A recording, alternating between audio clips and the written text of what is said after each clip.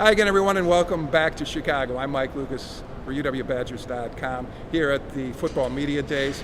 Obviously, the focal point has been Penn State. Bret Bielema was asked if he had any idea how it all might wind up with that program. He really didn't want to address that question. He didn't want to speak to that as much as he outlined some of the challenges that every coach has.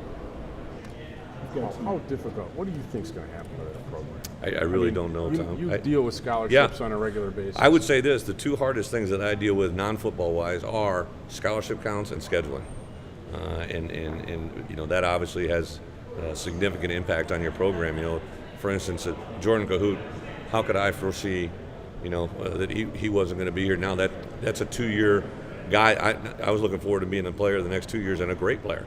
So now that affects your recruiting, your scholarship numbers.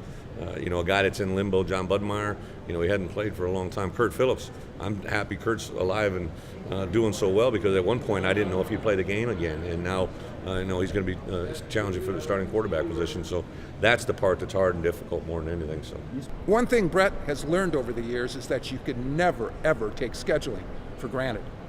To me, this is my profession. This is my livelihood. This is how I make a living, and scheduling has a huge impact on your chances of longevity and success. So yeah, I take it very, very personally.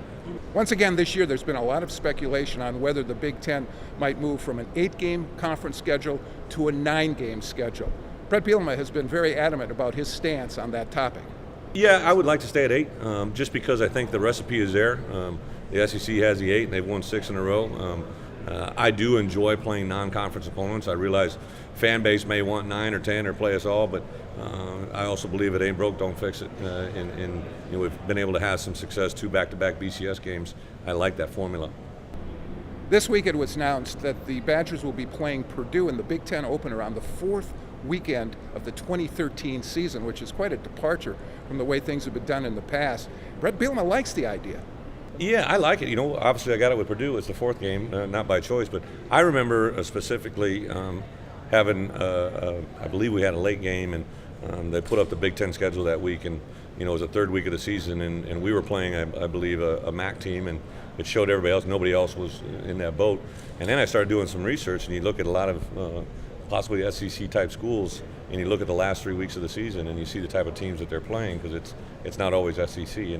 But it doesn't draw much attention because everybody's focused on maybe the Wisconsin-Michigan game or other bigger games. Offensive lineman Casey Dean is no longer a part of the UW football program, but Bielema is confident the Badgers will find some answers up front. I think both guard spots. I mean, obviously Ryan's been there, but Kyle Costigan was very impressive to me through 15 spring practices, and he's probably pound for pound one of the strongest players on our team. Him and Freddie, and I know just certain guys have been very forthcoming to me about how well Costy's come along, even during the summer months. A couple other guys that could pop in that spot: Tyler Merritt's, who's played tackle and guard for us. A guy that was very impressive, Dan Volts, in the spring, and a guy that's kind of transitioned and changed his body that you're not going to believe when you see him is Robbie Burge. He's a guy that was at about 325, 330 pounds. He looks like he weighs 285 now, but he weighs the exact same. He's just changed his body, and I really think he could be one of those seniors that has that special senior year that you're looking for. There's been a growing curiosity about Maryland transfer quarterback Danny OBrien. From what we know so far, sure does sound like he's a fit. He's got a pretty neat personality to him. I've seen him in the hallway half a dozen times, but all the kids seem to have gravitated him very, very well. All of our, it's one of those situations I kind of appreciated when we were going through the rotation in there, that all of my 3 guys, when they were asked about Danny, they all kind of said, well, we know Coach would never bring in someone that doesn't fit our family, and that's something those guys heard during recruiting, and it's something that they know. I'm not going to bring in someone that rocks the boat overly hard, at least not knowingly. I mean, everybody can get fooled, but usually that stuff comes out. Although the buzz has been on OBrien, let's not forget another quarterback, Curt Phillips.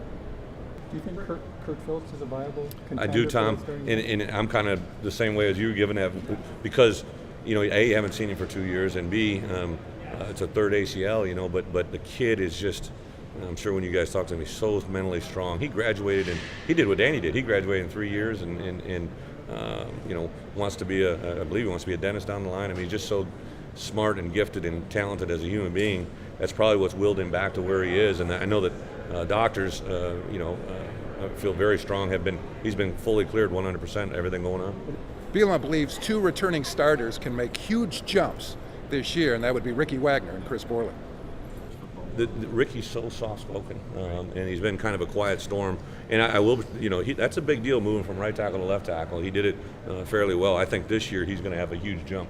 In my opinion, 2 great players that are going to have great jumps is going to be Ricky Wagner, and then I really feel that Chris Borland is going to have a huge jump at Mike, just because it's a different position, and people last year, all the experts were telling me that we shouldn't move him from outside to inside, and he played really well. I think another year in the inside, it's going to jumps, leaps and bounds. I really do. Those are 2 guys that I think could take big jumps. From Chicago on the Big Ten Football Media Days, I'm Mike Lucas. Thanks for watching UWBadgers.com.